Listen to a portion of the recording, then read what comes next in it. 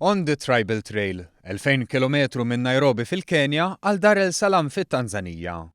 Dan il-vjaġġ lil parteċipanti ta' The Foster Clark's Life Cycle Challenge 2017 se jaqtfu bir-rota bejn l-14 u 28 ta' Lulju li ġej. Lan ta' din it-19 l-edizzjoni ta' Life Cycle minn barra biex titkompla riċerka fl-Università ta' Malta dwar il-ġenetika brabta mal-mart tal-kliwi u li jibda jsir test speċjalizzat magħruf bħala HLA dan bi spiża li tilħaq madwar 20,000 euro. Dwar dan spjegalna wieħed mill-fundaturi ta' Life Cycle, Tony Buġejja.